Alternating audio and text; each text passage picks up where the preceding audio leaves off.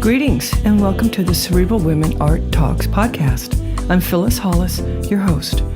As an extension of my Instagram page, Cerebral Women, this podcast offers insights into the visual art world. I interview artists, mainly artists of color and female artists, who will freely articulate what inspires their creativity. In addition, you'll hear interesting perspectives from dedicated art professionals who work with artists and the art institutions that feature them. I'm confident that collectively, these individuals will indeed stimulate your mind as they do our eyes.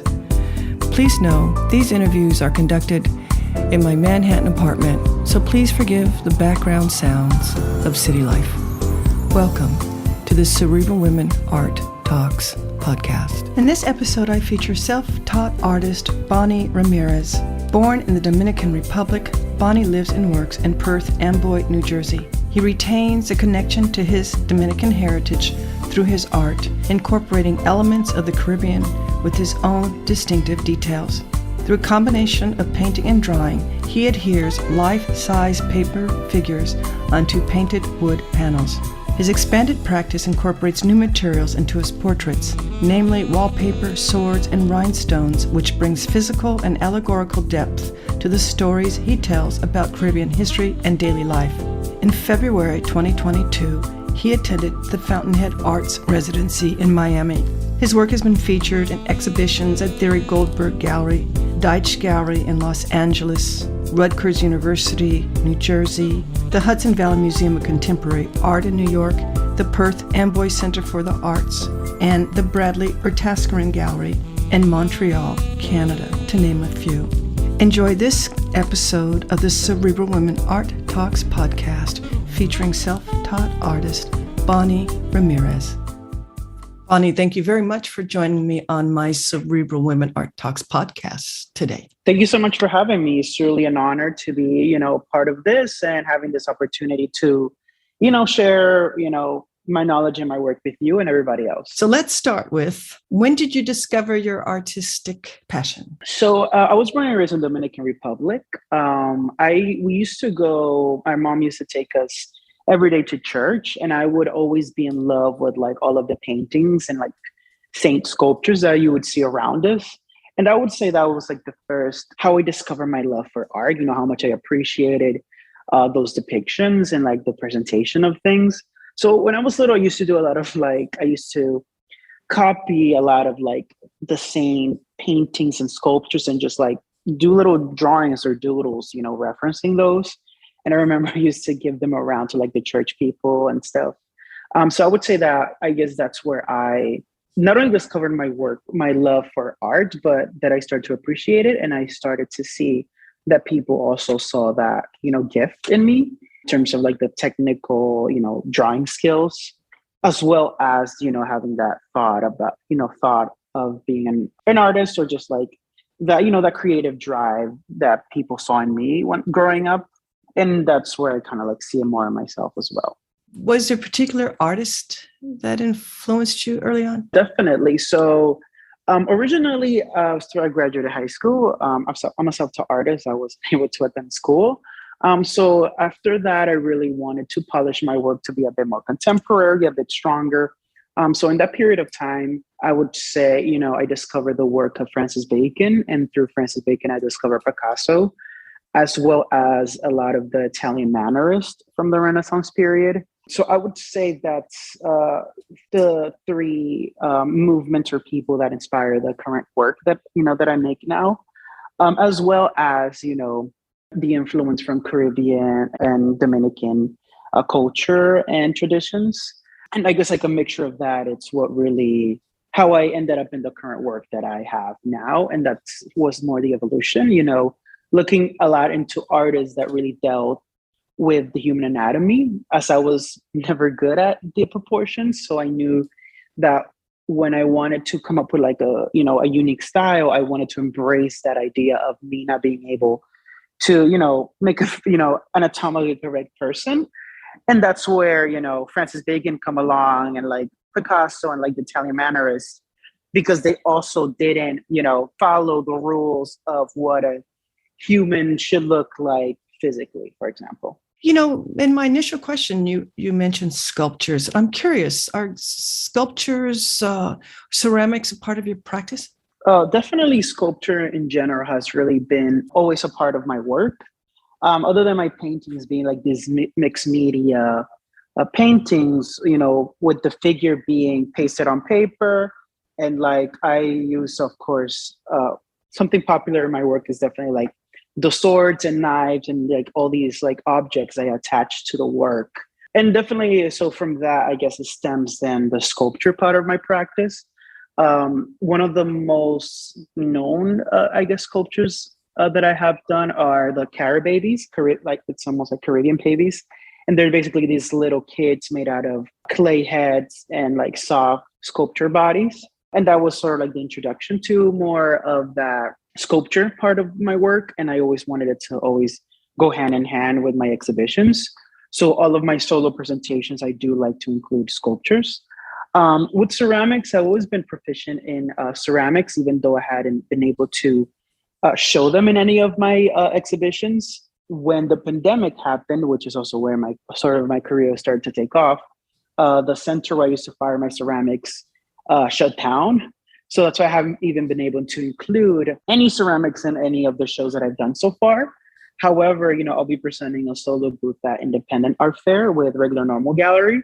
And I have made 3 sculptures for that presentation. 2 of them are actually modified ceramic pots. When I say modified, I mean you have the ceramic pot and then you have different objects that I added to it, like knives and seashells and chains, for example. So they're definitely like very mixed media sculptures. I like to describe them as vessels, just because the pot itself cannot actually be used as just part of the sculpture. As well as, I started to dabble into more like conceptual sculptures or like found material sculptures. So at this fair, I'll also be presenting almost like this fusion between sea conch and a bear trap. It's a very interesting conceptual sculpture, as well as the previous one that I had shown was this coconut with like all these like scalpel blades around. So I'm definitely very interested in exploring like different materials, specifically materials that kind of have a certain connection to the Caribbean or, any tropical place in the world, to always have that connection to the tropical and the Caribbean and where I come from in the work.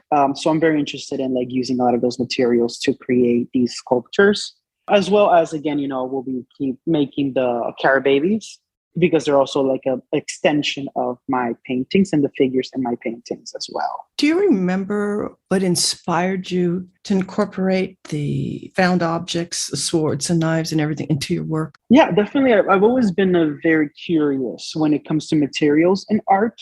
Definitely one of the things that inspires me a lot is just the idea of like turning something that existed into like your own, basically. So I guess that just like, I'm a very curious person, wanting to explore what these materials would look like together and just like how do we add a meaning to that composition. It's also like was very interesting to me. And I think just like being curious, I think that's what landed me into the materials. Like you mentioned, the swords and knives are something that is very common in my work. And they essentially started off as just, experimenting and like dabbling around the idea of using something that I was fearful of in my work.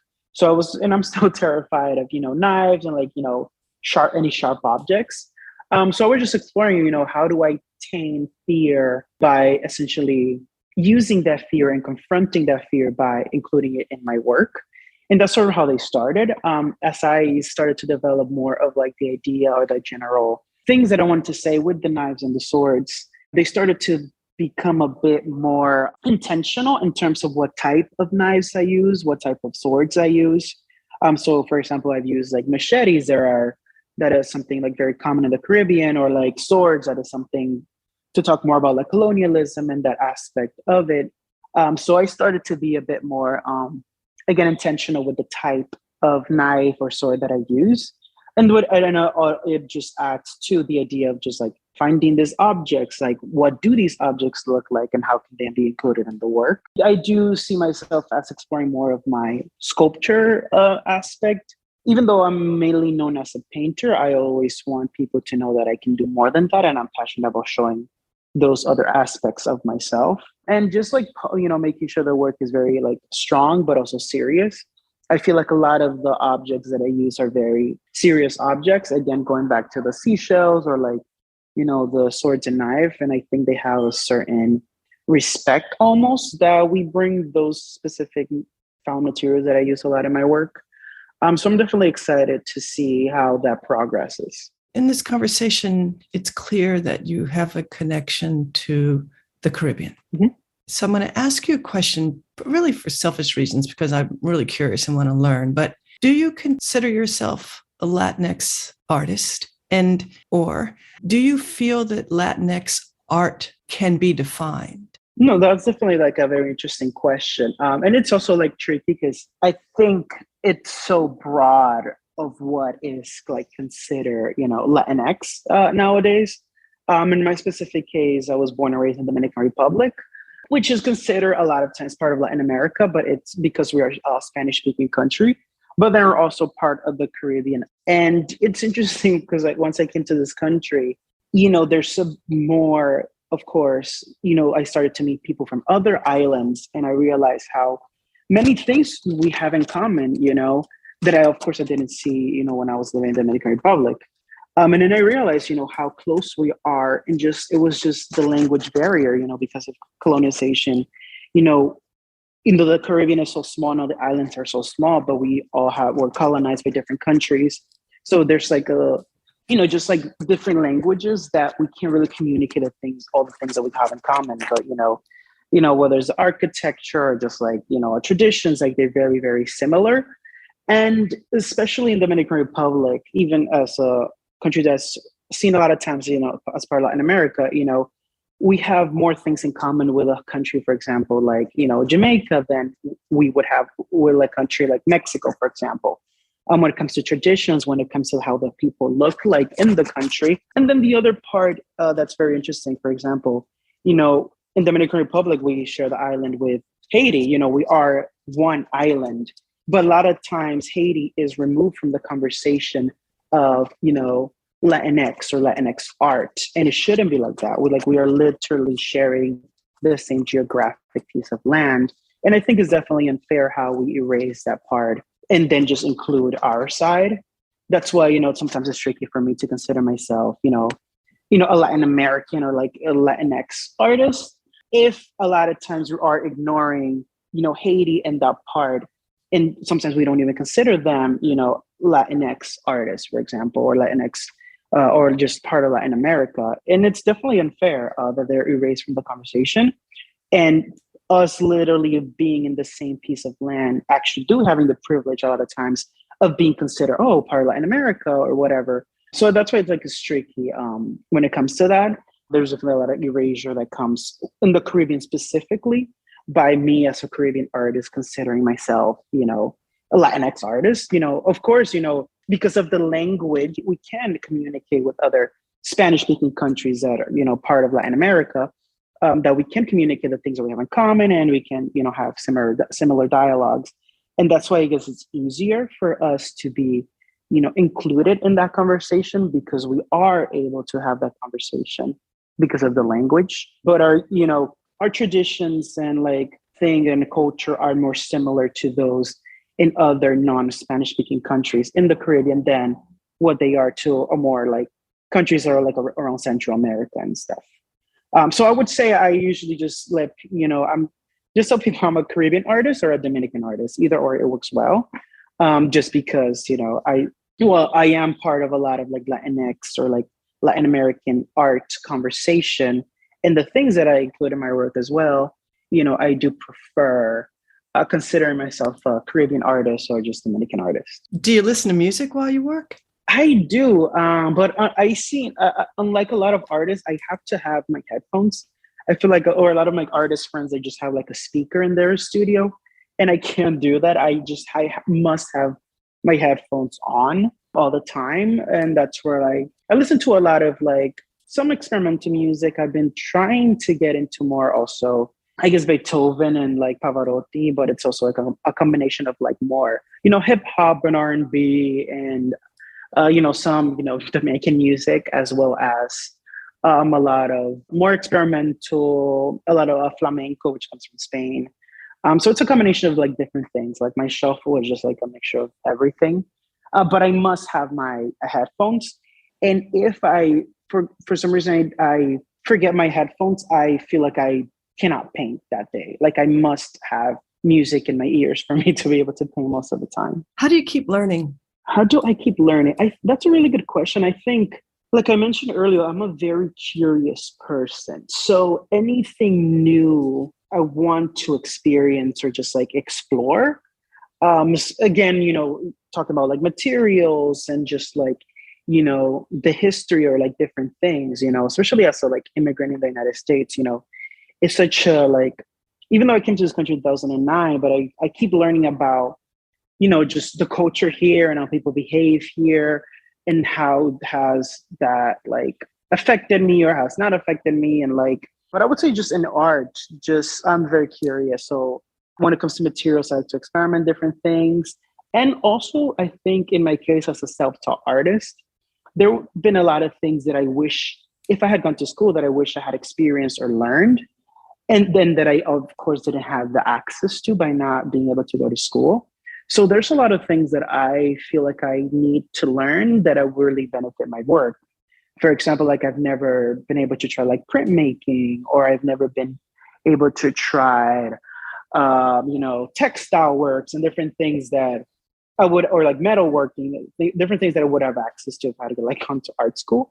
So I think that's why I'm always learning, always trying to not stay within just the same constraints. So like my work will keep evolving, of course, with the same, quote unquote, Bony Ramirez brand. But I do see my work evolving just for the simple fact that I do like to experiment and learning. And I'm also a person that's really open always to constructive criticism and anything that anybody has to say about my work. I love to listen to people's opinion about the work. And from that, learn a lot of times if it's, something I can learn from. You recently attended the Fountainhead residency? Yes. What was that experience like for you? Did you find that you really learned a lot? Yes, that experience was definitely like a very unique and wonderful experience. In my case, I haven't been back to my country since I got here in 2009. So before I attended Fountainhead, I hadn't really seen, the tropics or like, the palm trees and like, the tropical weather and, the blue ocean, for example. So it was like, essentially Miami is the closest thing in the United States that there is to any country in the Caribbean. So I really felt like home a lot of times, especially in the geography and the people there too, because we're close to Little Haiti. So like just all the people just reminded me a lot of home. And just sharing the house with my cohort, Patricia Ayers and Nate Lewis, who are super amazing, wonderful, and talented artists that I really learned a lot from them, not only from their work, but just as people. Definitely would be one of my highlights, just getting to know them more and just like spending the time with them, It was definitely a great residency, not only to learn about, Miami, but also like all the great artists that have passed through there. And just the program is great. We get a studio, we got a lot of studio visits and stuff, and we get to go to a lot of institutions. So it was definitely like a great, great experience, Coincidentally, at the same time that I was, doing the residency in February, it was at the same time that the Miami ICA put the piece that they acquired from me on view. So it was like the first time actually that I had seen and acquired a work in a museum for the first time. So that was like also like an emotional part of the residency, just being able to experience that there at the same time that I was there. And just the people in general, like everybody at the residency, the staff, they're all great. So definitely an experience that I'll never forget. It was a really, really good experience. So back to you. So what does your workspace look like? So my studio is based in Mana Contemporary at Jersey City. It's basically this artist studio space building. And it was interesting because like my rise, quote unquote, in the art world has been so fast that you know, even in early 2020, I was still making work in my kitchen because, of course, I couldn't afford a studio. And I recently moved to this new studio about 6 months ago, I would say, back in September. And it's definitely like a very spacious studio. I have, fans. I have the sink. I have a view also, tall windows, a very tall door, so I can make bigger paintings as well. So, I really love, my working space. I feel very comfortable here. And I've been finding myself even like staying later than usual, just because I just love being here in the studio and just creating work. When you're creating, do you think about who your audience is? I always tell myself, or I always tell people, that I paint for myself. I paint the things that I want to express in my work. But it is a fact that a lot of times I do think about, who do I want to get the work? Who is the work presented to?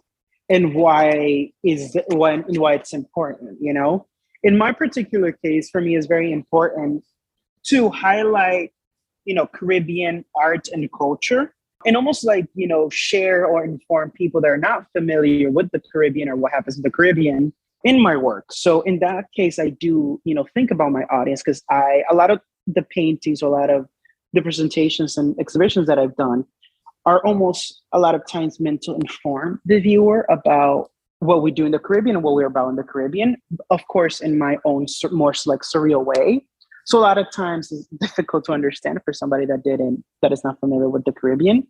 But then it's also a way for people that are from anywhere in the Caribbean to see themselves in the work, to, see their culture being highlighted in the work. So again, I work in that compositions are just like me and things that I lived, but it just creates that natural connection with people a lot of times that feel identified with my work. So I do think a lot of times, or I try not to, but it's inevitable to think, what are people going to think about this? Or just like, what are they going to say about this? But essentially, I just paint for myself and just let people see it. I'm definitely the kind of artist, like I know a lot of artists make work and then they tell people, look, whatever you think it means, that's what it means. I'm the kind of artist that I will tell you what that work means. And it's not going to change. For me, I'm going to tell you what you're seeing. You're not going to assume what you're seeing. I personally like to tell the viewer what they're seeing. I don't like people assuming about my work. Each and every painting that I make has an important message to tell. It's definitely a bit more surreal and sometimes difficult to understand, but there's always a message behind the work. And it's always important for me to make sure you understand that you don't go home thinking about your interpretation of the work. I will want to tell you what you are seeing. For me, it's very important for people to understand what I'm trying to say. When do the titles of your work enter the creative process? So a lot of times, usually at the end, like I would have like a general idea of what I wanted to show, but I do like my titles to not be as literal in the work.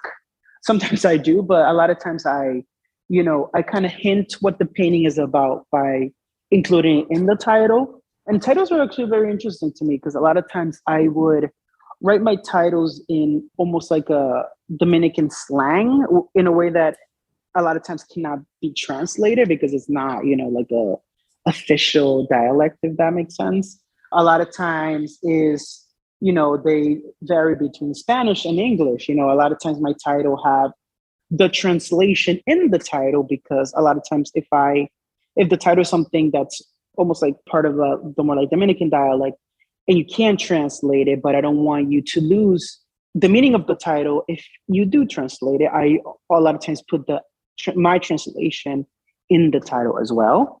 But again, essentially they do come at the end of the work. I would have like an idea of what I want to title it, but essentially the painting at the end and the final product is what dictate how much of that changes. A lot of times, again, I try to stay away from just very like common titles. I do see a lot of my creative process as almost, or especially with solo shows, I see it similar to the idea of like a musician making an album. So every painting is a song. And I like to make sure that the song title is unique enough so that I try my best to like title works in a way that I've never heard another painting being titled, if that makes sense. A lot of times they're like that. Sometimes it's just like a general word that, of course, somebody has titled their work like that. But again, thinking about that almost like music album process, my paintings are songs, and this album is the exhibition, and this is a theme for it and stuff. Another interesting part about titles is like, for all of my solo shows, again, going back to the almost like album title idea, I always have a painting that has to be titled after the show, the title of the show. So I always like that. So with any solo show that you see, the title, you can expect a painting in that show to have the same title as the show, if that makes sense. Every painting is a song. That's wonderful. No, yeah. It's almost like I always almost see it that way. Like each painting, it's like almost like each painting title is almost like the song title for the album that would be the exhibition. For example, the title for my presentation at Independent is called Valladolid. And then the main painting used, for the first promotional post on the exhibition is also the painting that's titled Valladolid. So it's also like that special connection to that as well. The last question is going to be loaded. What do you feel is the purpose of art, and what is your role as an artist to convey a message or what art should do for us? So this is, of course, my personal definition of what I think. My particular message with my work and just with me existing as an artist, we go back to the idea. For me, is very important for the Caribbean life and Caribbean culture to have a place in contemporary art. And I want to contribute to that conversation by making sure that our traditions and our culture is shown in contemporary art.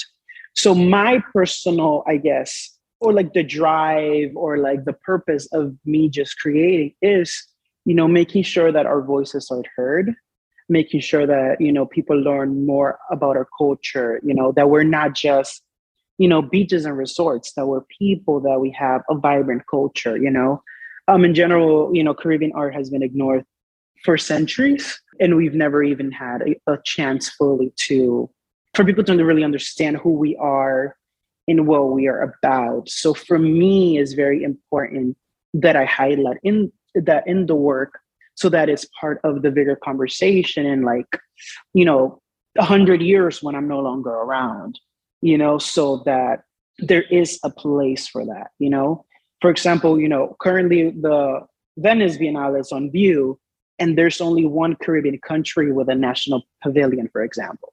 It shouldn't be like that. And it's definitely sad, and it's how rare that is. And that's why my main, I guess, what art should do, or what I want to do with my art is, make Caribbean art a forefront in contemporary art. And hopefully that would help other aspects of the Caribbean and Caribbean people to thrive in society itself. Well, I'm delighted to feature you. Thank you. Thank you so much. Not only because I'm curious about your practice, but also because, yes, there is a mission. So thank you very much for your time. I appreciate this interview. Thank you so much. Thank you so much. It's definitely an honor, just to be here and just having this platform to, share my work and my vision. My pleasure. I enjoy it. It's my therapy. Take care. Thank you for listening to Cerebral Women Art Talks podcast. For additional content, please visit cerebralwomen.com and be sure to follow Cerebral Women on Instagram.